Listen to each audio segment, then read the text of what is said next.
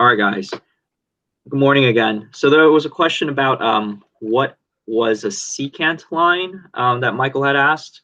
So a secant line is a line that passes through a circle.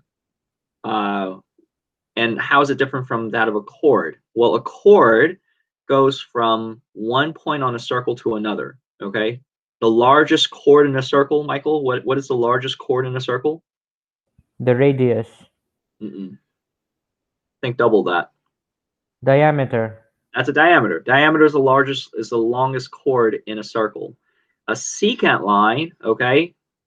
A secant line is a line, okay, where you take a chord and you extend it, okay? It's just a line that passes through the circle, okay?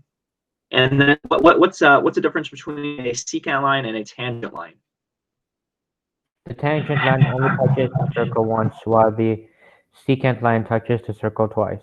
That's exactly it, okay? So a tangent line touches a circle once, a secant line touches a circle twice, okay? And there's one property that you need to be familiar with, especially for today's like enrichment problem.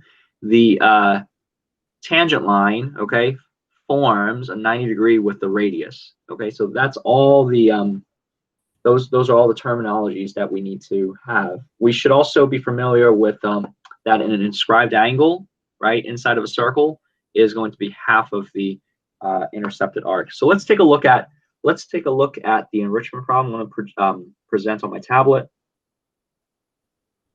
Okay.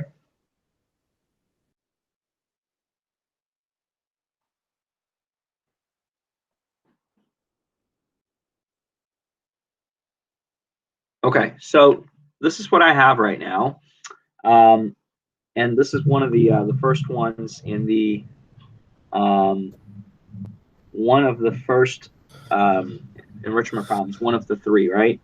So right now I have a line that's touching the circle. If you notice right here, this line here, what kind of line is that? Is that a chord or a secant? A chord. That's a chord. Okay. So really important, okay, whenever you're presented with a situation that you're not familiar with, whenever a situation where you don't really know where to even begin, right? What's the number one thing that you have to do with the existing diagram? Draw lines. Draw a line where you can and try to make connections for yourself, right? So what would be a good construction line to put in place here, guys? Draw two radiuses that are radii that intersect, or like that, where the chord intersects with the circle. So like that? Yeah. Okay, and you're saying draw like that? Yeah. Okay, I do agree with that. I would also encourage to draw that diameter. Why am I encouraging? And maybe also, Say that again. maybe also draw another radius that goes down and bisects that line. So you're saying like that? That chord. Yeah. I love that you're trying to make the connections there, Emmett. Okay, that if you draw a radius and it bisects the chord, then therefore this will be a what kind of an angle? 90. It will have to be a 90-degree angle. I love all of that. Okay. What I'm going to do is, because this is all these are actually super ideas. Okay, I'm going to actually take away maybe one or two of these constructions, because sometimes too many things can actually be a distraction. So what I'm going to take away is I'm going to take away this and I'm going to take away this. Okay, but instead I'm going to actually draw another line here, like so. Okay, why am I drawing this? What kind of triangle is this triangle here now? 90. Emmett, you're 100% of that, right? We went through this, I think, like maybe a week ago, or maybe at the beginning of this week. I forget what it is, just because time sort of like melds and welds into one another. during remote learning, but we have gone over this. Okay, does anyone remember why this is a right triangle? Emmett's saying that it's a right triangle. Does anyone remember why it's a right triangle? Because of the intercepted arc formula. Like if you divide it by 2, it becomes 90. That's right. 180 divided by 2 is 90. So you see this arc here, Kian? Kian, you're there? He is here. He's just muted. He's muted. Yeah, I see it. Okay, so that arc there, okay, what part of a circle is that? The intercepted arc. That's true, but what portion of a circle is that? That's half of a circle, which is how many degrees? That's 180 degrees. 180 degrees. And if that's 180 degrees, this angle over here must be how much of that intercepted arc? It's got to be 60. No. No. One half of it. 90. It's got to be half of it. It's got to be 90, okay? So that's the reason for why this is a right triangle. So that's really important, okay, in our endeavor to figuring this stuff out, okay? All right, so now that I have this, and again, I'm going to draw that back in. Okay, so I have this, and I have this, okay, and this is 90, okay? And wait a second here. What's this angle? In terms of A and B, that is.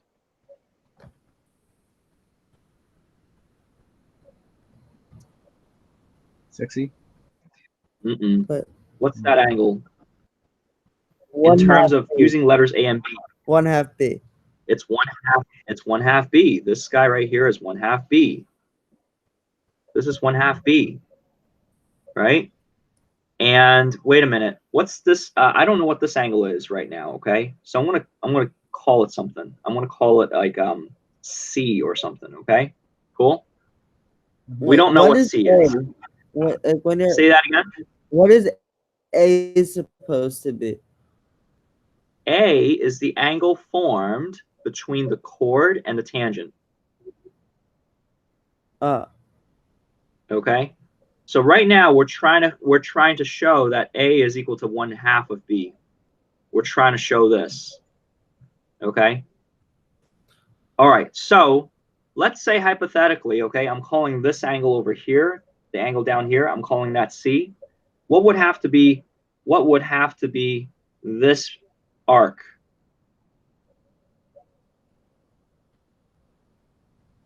How many times? 2C. It's got to be 2C, right? This guy has to be 2C. Okay? This guy has to be 2C. So wait a minute. If I have 2C, okay, plus B is equal to 180, right? Isn't that right? Yeah. Yes. If I divide both sides by 2, if I divide everything here by 2, what will happen? Yeah, C plus one half B equals 90. C plus one half B is equal to 90. We're almost there, guys. So check this out. What's A plus C supposed to equal to? 90. It's got to be 90. Send by right? substitution. Well, no, maybe. So by substitution, that's right, yeah. So C plus one half B will equal to A plus C. Wait, what happens to the C's then? You cancel out. And we're left with? One half B equals A. That's it. Okay, so this right here, okay, is the relationship. So just to recap a little bit, right? So now we know that this angle over here is also called, I'm going to erase everything. Okay, this angle over here, okay, is also referred to as an inscribed angle. Anytime you have an angle that's on the circle itself, we refer to that as an inscribed angle. So how many types of inscribed angles are there? So there are actually, I'm going to go back over here. This would have been a lesson that I would have taught in physical school if physical school were to happen. Okay, so these are all the inscribed angles, just to recap, okay? So we talked about this in past enrichment, in past enrichment classes, right? Remember this? This guy right here? Okay, so the inscribed angle there is, again, half of the intercepted arc. This guy right here, same thing. The inscribed angle is half of the intercepted arc. The only difference is the two chords, okay? None of the chords are diameters. The first scenario there, one of the chord is a diameter. The third situation here, the chords, okay, both chords are on one side of the center there, and it still follows the same formula. A is equal to 1/2 of B. The inscribed angle is half of the intercepted arc. And then lastly, this last scenario that we looked at, okay, is that the inscribed angle is half of, again, the intercepted arc, okay? So these are the 4 scenarios, okay? It happen, right, which is not, but, you know, this is something that we would actually go over in class, okay? These are the 4 different classifications, the 4 different cases, okay, where we are talking about inscribed angles. What we're going to look at now is we're going to look Can you go back to the previous slide just again? Sure. Like, This one? This one? was that the first one? Yeah, that one, yes. So Got it. quickly, right? This one right here, isn't this one of the things that we have proven over remote learning, or we had used over remote learning? Remember that? Yeah. Okay, that the angle there, this is always going to be a right triangle. This is another step that we had talked about over remote learning. Okay, that the opposite angles inside of a quadrilateral, inside of a circle there, okay, will always add up to 180. Remember that? Okay. Yeah. All right. And then these other concepts over here, angle A and angle B must be the same because they both intercept the same arc. We talked about that over remote learning as well. This concept over here we didn't really talk about though, and it has to do with parallel lines. If the chord, okay, happens to be parallel to one another, right? Really quickly, if the chord happens to be parallel to one another, okay, and we have chord A, we have arc A and we have arc B. As it turns out, both of those arcs must be the same. Why is that the case? Well, really easily, right? If I draw a line connecting those two, like passing through those two parallel lines, right? What is that line drawn in red called? The word I'm fishing for starts with the letter T.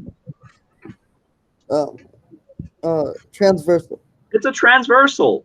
That line is a transversal. What do we know about this angle here and this angle here? That they're congruent because That they're congruent. For what reason? Corresponding or They're alternate. material. They're alternate interior angles, okay, or opposite interior angles, whichever one you want to call it, right? So if they're alternate interior angles and they both are congruent and they are inscribed angles, what has to be true then is those arcs must be the same. Arcs A and arc B must be the same, okay? If the two chords were parallel, that is, okay? This is a concept, again, that was not covered over remote learning, but it's no biggie, okay? I want to move on to the next, the 2 of 3 enrichment problems. Let's see here.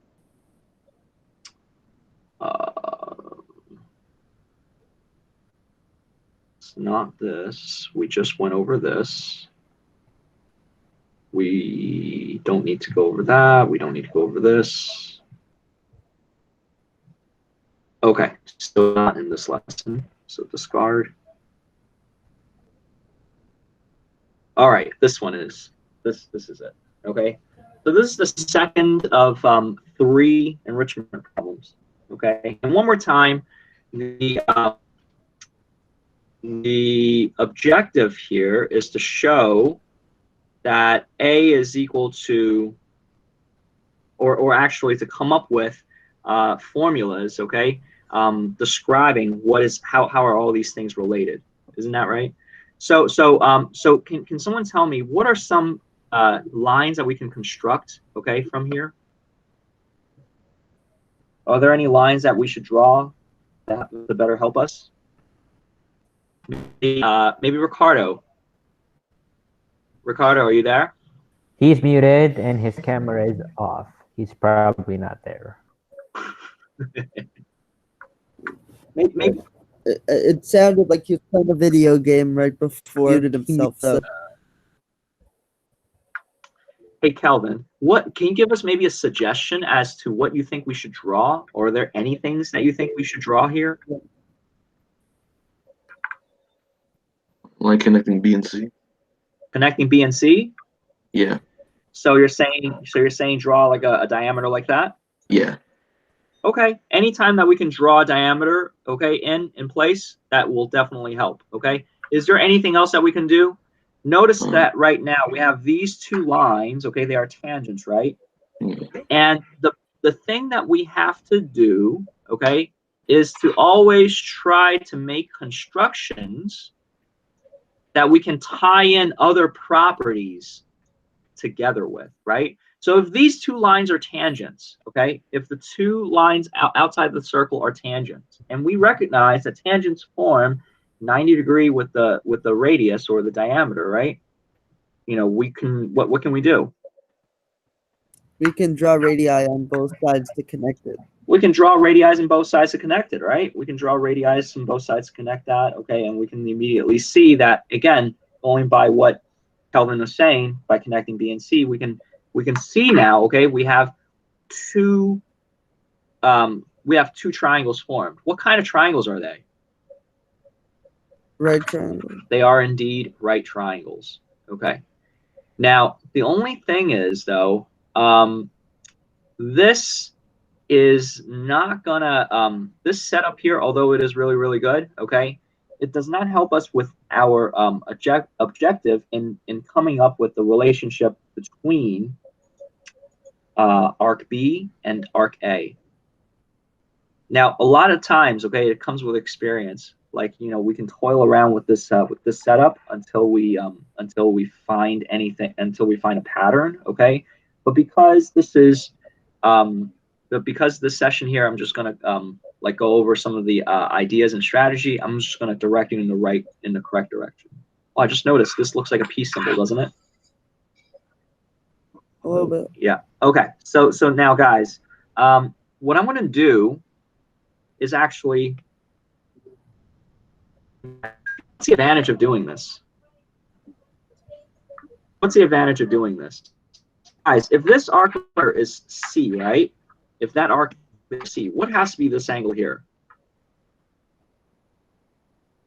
We just proved this theorem a moment ago. 1/2 C. It's got to be half C. There you go, Kian. Right? So this guy right here is half C. What has to be this angle here? Also 1/2 C. Same thing. Same thing, also 1/2 C. I love that. Okay, all those must be 1/2 C. All right, so if all of those are 1/2 C, therefore, this guy over here, can everyone recognize that that has to be 1/2 B? And this guy over here also has to be 1/2 B. Can we all see that? Can we all recognize that? Yeah? Okay. So if that's 1/2 C and then the other is 1/2 B, okay, and I'm trying to come up with a relationship, okay, between, I'm trying to show that, you know, A is equal to, try to find a relationship between A and B. I can then say, well, wait a second here, guys. These two, or this triangle that I have now, right? What has to be true about all those angles inside of the triangle? What has to be true about all the angles inside of that triangle that I highlighted? They add up to 180. They have to add up to 180. So wait a minute. I know that, oh, actually, something else that I know is I know that 1/2 of B, which is this guy right here, right, will also equal to this, the sum of those two because of the exterior angle theorem. You guys remember that back in school? You guys remember that? Right? Yeah. So if I have an interior angle, the sum of the two interior angles inside the triangle will be the same. Okay? So if I do this, okay, and if I subtract over both sides by 1/2 C, I'll end up with this. Do you guys see in this last circle that I made here, is there a common factor? 1/2. 1/2. I can pull that out. So I end up with A is equal to half of B minus C. Or in other words, angle A is equal to the difference of those two. Divide by 2. Okay? So again, just to clear things up, let me backtrack a little bit. Whoops. Let me backtrack a little bit.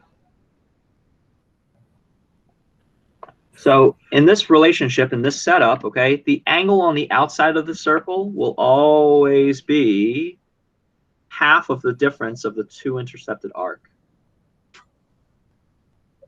And again, if we were in, in school, okay, this would be a concept that we would devote at least a lesson on. And this would be a concept that would be in the regions, okay? All right, so moving on, we have one other concept to go over, right? Which was, what was the other concept?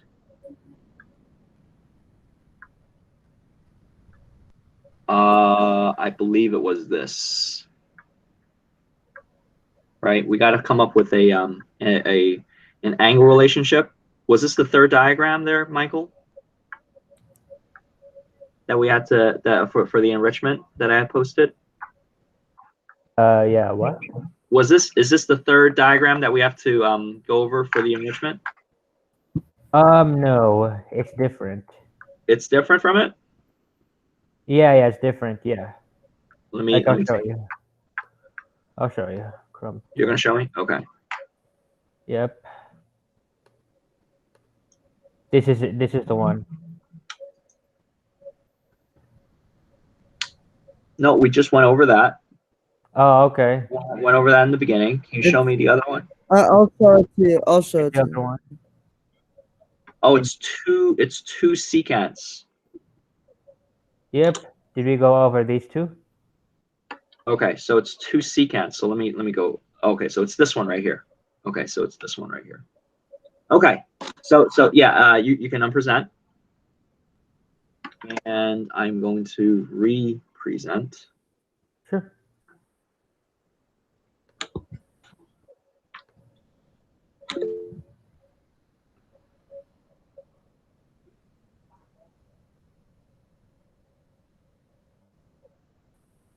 My screen is not refreshing. I'm experiencing this problem one more time, just like last time.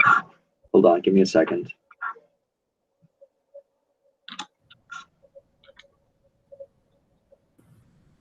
Are you guys able to see my tablet? No. No, you just see my good-looking face there, right? Try to like restart it. Try to restart my tablet. Yeah. It worked last time, didn't it?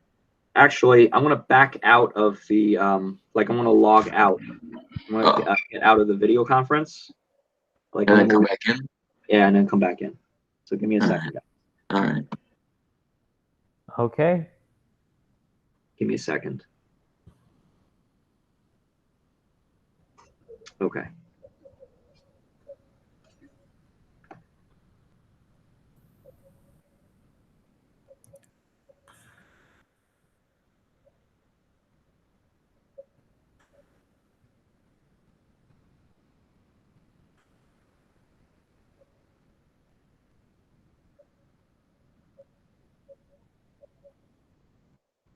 Okay, now it's refreshing.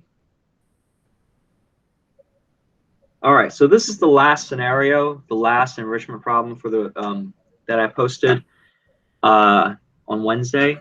So if we go, I'll take a look at this. We have A, B, and C again, and we're trying to come up with a relationship between these three things.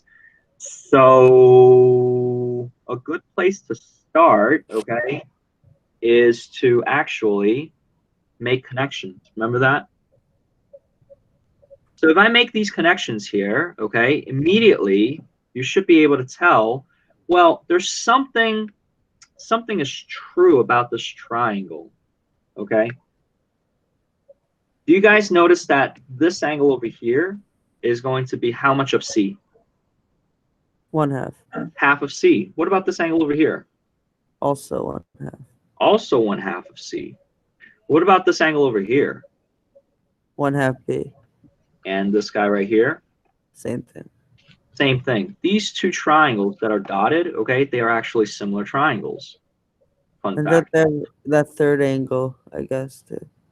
Say that again. That third angle is also, The congruent. third angle here is equal to itself. That is true. Because vertical. Because of verticals. That's right. So again, those are all concepts that that Emmett just described. Okay. Well, what do we know about the about this triangle again? Right? Do you guys notice that again a very similar concept is brewing here? Right? This angle over here, where is it located with respect to the green triangle? Is it inside of the green triangle or is it outside of the green triangle, guys? Outside. It's outside of the green triangle.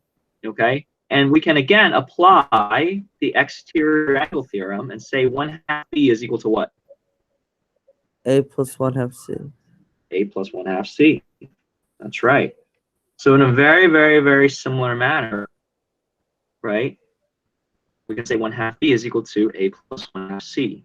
And again, go through the same thought process then, okay? Subtract both sides by 1/2 C. And then factor out 1/2 in place. And this is another example, okay, of an angle formed outside of the circle, okay, where we find the difference between the major arc and the minor arc and divide by 2. That will equal to the angle formed outside of the circle. Again, if we were in school and we had more time to devote to this, okay, this would be a concept that we would spend definitely at least a day on, okay? Well, actually, all three of those concepts we would definitely devote in a lesson, okay? Wait, what's that you put in the red box? What's that called?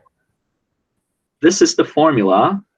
This is the formula for this situation here, where if we have an angle that's on the outside, okay, and it's formed by two secants, angle A happens to be the difference between B and C divided by 2. So it only applies for angles like that. Anything else, it doesn't apply. That's right. Okay, got it. Okay. So let me just quickly recap, actually. So let me see here.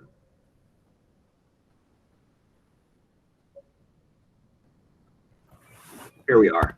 Okay. So these are actually the 3 different cases, okay, where again it all follows the same formula, right?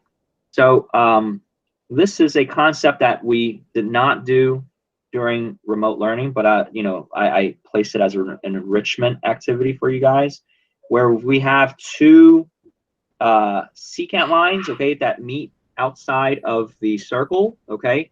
The angle measure on the outside will simply equal to the difference between the major and the minor arc divided by 2. And it's the same formula for all 3 of these scenarios. You guys see that? All 3 of those have the same exact formula. Cool? Yeah. This concept here was in remote learning. Do you guys remember what that was? Right? The angle inside of the circle, not the inscribed angle, that is, okay, is equal to the angle formed. Is equal to average of the two intercepted arc. This concept was covered over remote learning. Okay. Again, all four of these ideas, okay, if we were in regular school, we would definitely devote more time in, working with these and playing around with them. I think what I'll do next week during the enrichment is I'll assign this problem for you guys to work on, which looks like insane, doesn't it? Yeah, it does. It looks so hard. Okay. How Mr. are we Yeah. supposed to do it? Looks like Yeah. torture. What's up, Emmett?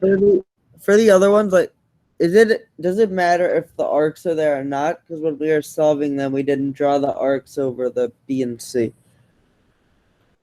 It does matter because the angle on the outside is dependent on this arc as well as this little arc there. It's So we dependent need- on it. Yeah, we But need. when we were solving it, we didn't write those. You're right. That was my mistake. Okay, but the angle on the outside is dependent on what those two arcs are. Okay, I think this is what I'm going to do. If you feel inclined, okay, you're welcome to take a screenshot of this. Okay, take a screenshot of this, right? And if you did you guys take a screenshot of the previous slide, the one that Michael had asked for earlier? Do you guys did you guys take screenshots of those? No. If not, here, look, take a screenshot of this. Do that for me now. It's Command-Shift-4 Oh, if you have a Mac. I know how to screenshot.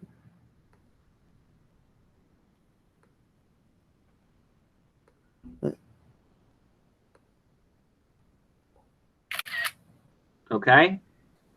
And if you feel so inclined to try this out, okay, try this. Take a screenshot of this guy.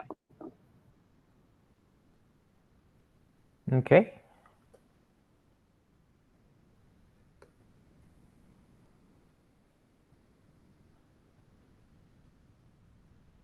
Got it. Okay, and I'm gonna fast forward and give you the answers to this.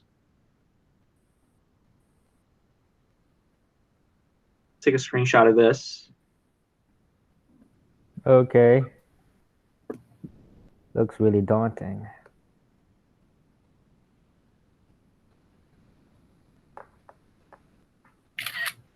All right. So again, definitely try to try and apply some of the concepts, okay, that I had talked about today for these lesson for this lesson, okay, and see if you are able to figure this out, okay.